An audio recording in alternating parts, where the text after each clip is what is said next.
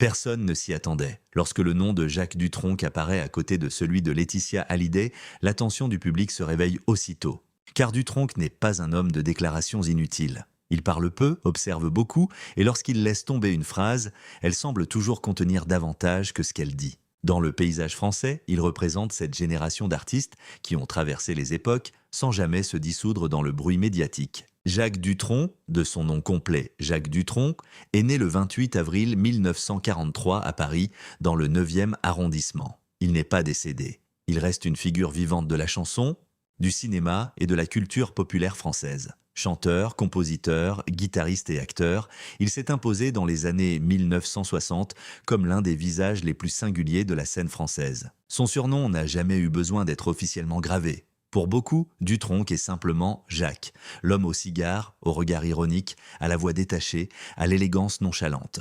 Il n'a jamais joué le rôle de la star parfaite. Au contraire, il a construit sa légende sur une forme de distance, de lucidité et d'humour froid. Là où d'autres cherchaient à séduire, lui semblait presque se moquer du système tout en le dominant. Son domaine d'activité principal reste la chanson française, mais réduire Jacques Dutronc à un chanteur serait trop simple. Il est aussi un acteur reconnu, un interprète de cinéma, un homme de scène, et surtout un témoin privilégié de plusieurs décennies de vie artistique française. Son influence vient de cette capacité rare à incarner à la fois la modernité, la provocation douce et l'élégance populaire. Dutronc devient incontournable dans les années 1960 avec des titres qui portent une satire sociale très marquée. Son style tranche avec la chanson sentimentale classique.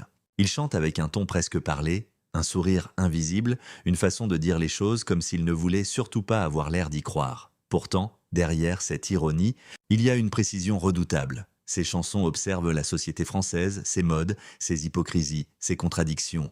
C'est cette posture qui explique pourquoi son nom garde encore aujourd'hui un poids particulier. Jacques Dutronc n'est pas seulement une célébrité, il est une sorte de miroir. Quand il parle d'un autre personnage public, surtout d'une figure aussi exposée que Laetitia Hallyday, son regard paraît immédiatement important. Non pas parce qu'il cherche le scandale, mais parce qu'il appartient à un monde qui a connu Johnny Hallyday, Françoise Hardy, les grandes années du show business, les amitiés célèbres, les rivalités silencieuses et les vérités que l'on ne dit pas toujours devant les caméras. Dans l'imaginaire collectif, Dutronc est aussi lié à Françoise Hardy, immense icône française. Leur histoire commence à la fin des années 1960.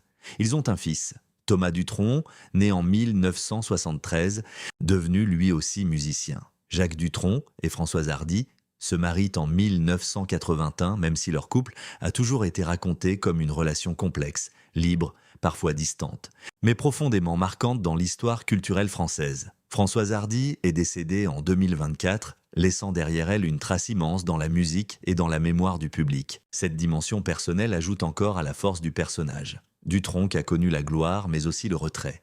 Il a vécu sous les projecteurs, puis loin d'eux.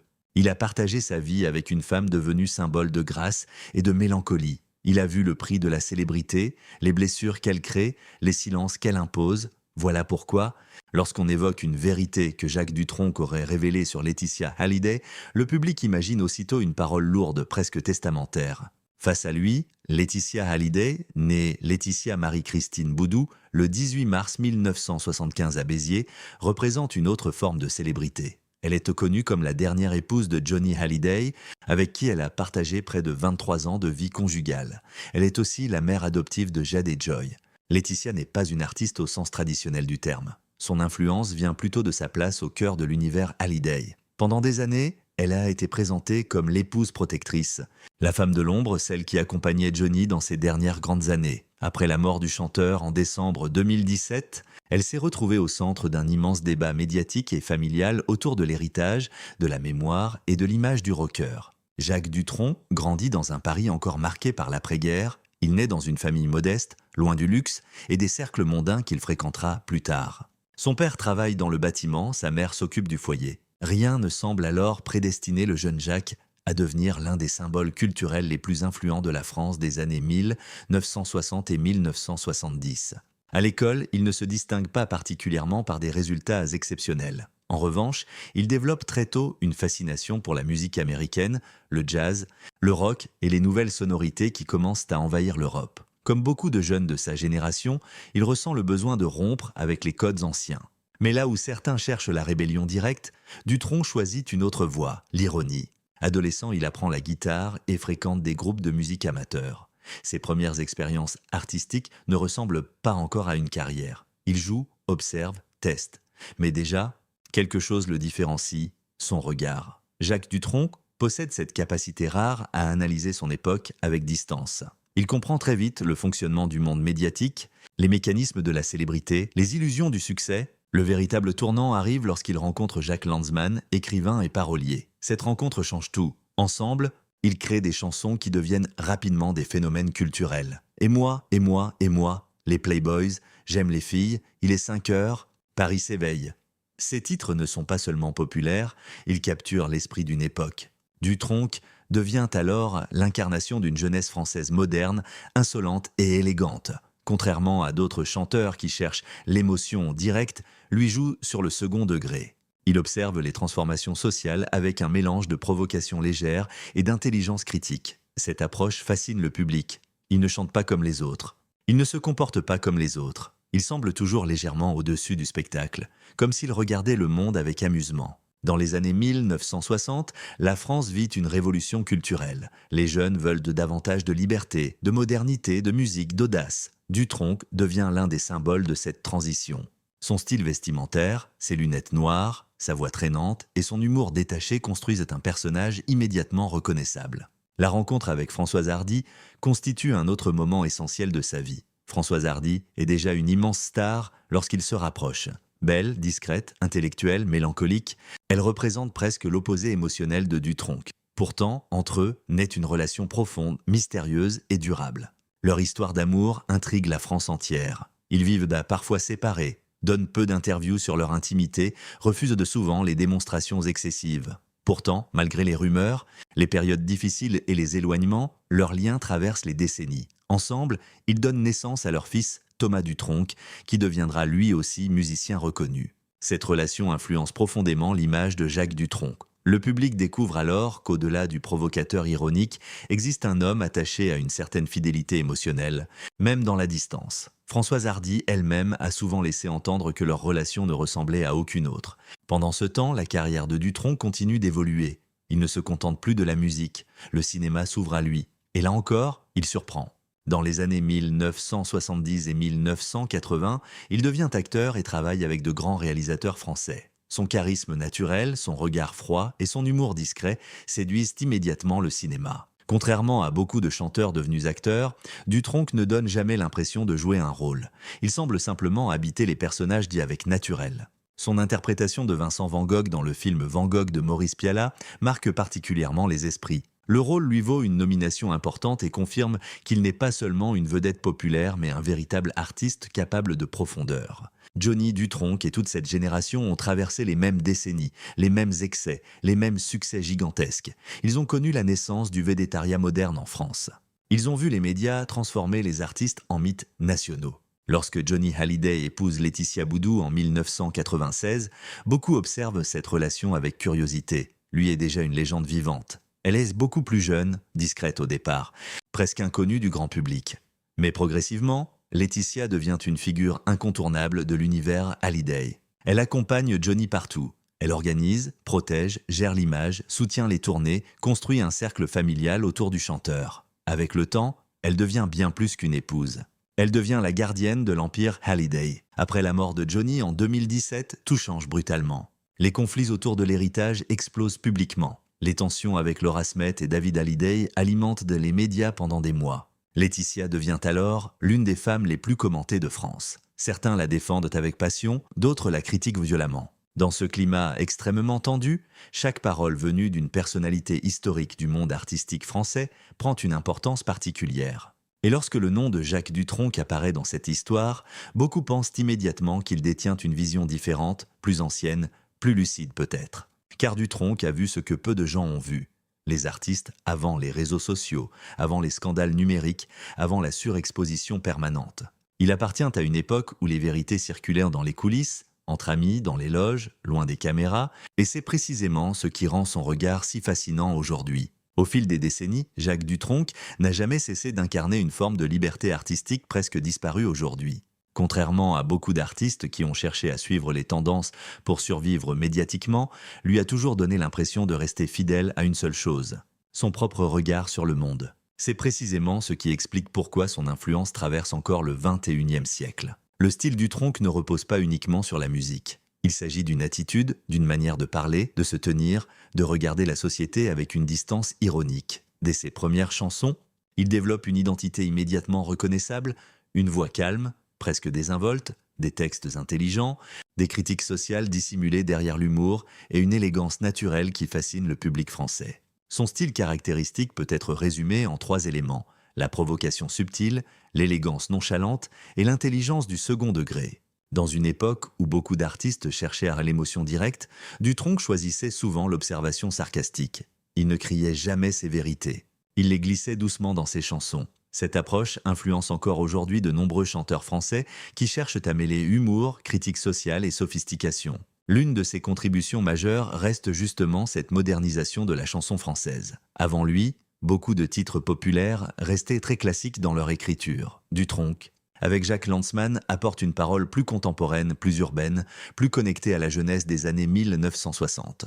Et moi, et moi, et moi, cette chanson devient rapidement un symbole générationnel. Sous une apparente légèreté, Dutronc critique l'individualisme moderne et la manière dont chacun regarde le monde à travers sa propre existence. Le morceau marque les esprits car il mélange humour, rythme moderne et réflexion sociale. Il est 5 heures, Paris s'éveille. Probablement l'un des titres les plus emblématiques de la culture française. Cette chanson transforme Paris en personnage vivant. Elle décrit la ville au petit matin avec poésie, nostalgie et modernité. Encore aujourd'hui, elle reste associée à l'image romantique et mélancolique de la capitale française. J'aime les filles. Derrière son apparence légère et provocatrice, cette chanson reflète aussi l'évolution des mœurs françaises dans les années 1960. Dutronc joue avec les codes masculins, les caricatures presque, tout en créant un tube populaire immédiatement reconnaissable. Mais l'héritage de Jacques Dutronc ne se limite pas à la musique. Au cinéma, il impose une présence unique. Il ne cherche jamais à devenir un acteur spectaculaire. Son talent repose au contraire sur le minimalisme. Il parle peu, bouge peu, mais son regard suffit souvent à imposer une émotion. Cette sobriété devient sa signature. Son interprétation de Vincent Van Gogh dans Van Gogh de Maurice Pialat représente un tournant majeur. Le film montre un Dutronc plus profond, plus fragile, presque silencieux.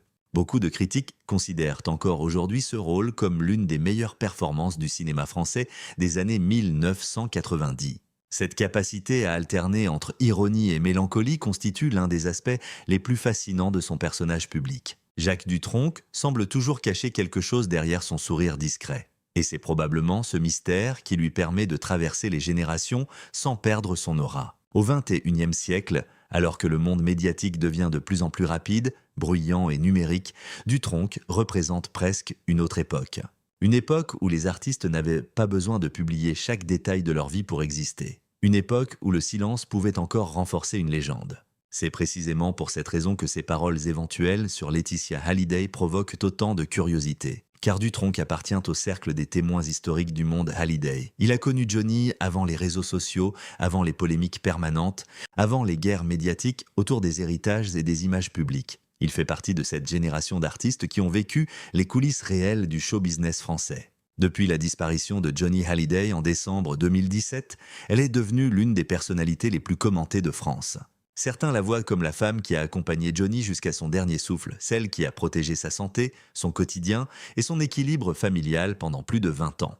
Mais au fond, ce qui rend Dutronc encore si important aujourd'hui, ce n'est pas uniquement son passé, c'est le fait que ses œuvres continuent de parler au présent. Ses chansons évoquent encore les contradictions humaines, l'individualisme, le regard sur la société, les illusions du succès et la solitude cachée derrière la célébrité. Ces films montrent des personnages souvent fatigués, complexes, profondément humains. Cette modernité permanente explique pourquoi Jacques Dutronc reste une figure culturelle majeure même après plus de 50 ans de carrière. Son héritage matériel existe évidemment. Des albums vendus à des millions d'exemplaires, des films cultes, des tournées historiques, une immense reconnaissance artistique. Mais son héritage spirituel est probablement encore plus important. Il a laissé l'image d'un artiste capable de rester libre dans un système qui pousse souvent les célébrités à devenir des produits médiatiques permanents. Il a montré qu'on pouvait être célèbre sans tout révéler, qu'on pouvait rester mystérieux dans une époque obsédée par l'exposition totale. Et c'est précisément cette dimension qui donne aujourd'hui autant de puissance au titre de cette histoire. Parce qu'au-delà de Laetitia Hallyday, au-delà des polémiques et des rumeurs, cette affaire raconte surtout quelque chose de plus profond. La confrontation entre deux générations du monde médiatique français. D'un côté, les artistes anciens, façonnés par le silence, la distance et le mystère. De l'autre, une époque moderne où chaque émotion devient immédiatement publique. Jacques Dutronc, lui, semble rester au milieu de ces deux mondes.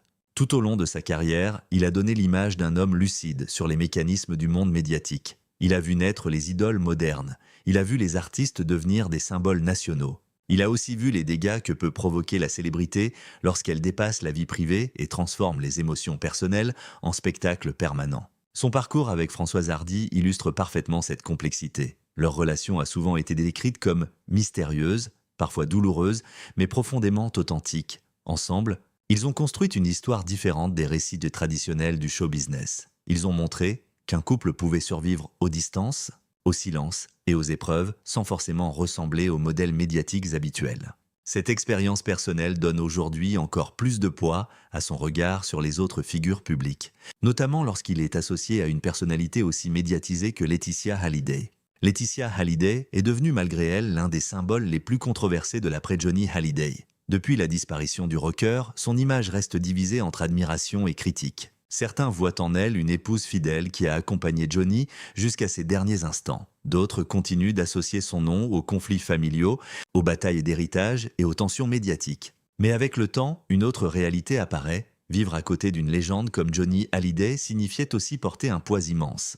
Un poids émotionnel, médiatique et psychologique que peu de personnes peuvent réellement comprendre. Au fil des années, Dutronc a construit une philosophie de vie presque opposée à l'exposition médiatique moderne. Il a choisi la discrétion, les retraits réguliers, la Corse loin des projecteurs, les silences plutôt que les polémiques permanentes. Ce choix donne aujourd'hui à son image une valeur particulière, celle d'un homme qui semble avoir résisté à la machine médiatique. Le plus grand héritage de Jacques Dutronc n'est peut-être donc ni un album ni un film. Aujourd'hui encore, son influence dépasse largement la musique. Il représente une certaine idée de la France artistique, élégante, ironique, libre et mélancolique à la fois. Quant à Laetitia Hallyday, son histoire continue d'évoluer sous les regards permanents du public et des médias. Avec le temps, les polémiques finiront peut-être par s'effacer partiellement. Mais ce qui restera, c'est son rôle dans les dernières années de Johnny Hallyday et la place immense qu'elle occupe désormais dans l'histoire du clan Hallyday. Finalement, cette histoire ne parle pas uniquement d'une vérité révélée. Jacques Dutronc incarne cette conscience du temps qui passe. Il a vu disparaître des générations entières d'artistes. Il a vu la musique changer, les médias se transformer, la célébrité devenir permanente. Pourtant, lui reste encore debout, presque immobile au milieu du chaos moderne. Et peut-être est-ce cela, au fond, la véritable raison pour laquelle les gens continuent d'écouter Jacques Dutronc lorsqu'il parle de figures comme Laetitia Hallyday. Parce qu'ils ont le sentiment qu'au-delà des rumeurs et des scandales, il reste chez lui quelque chose de devenu rare aujourd'hui, une certaine vérité humaine.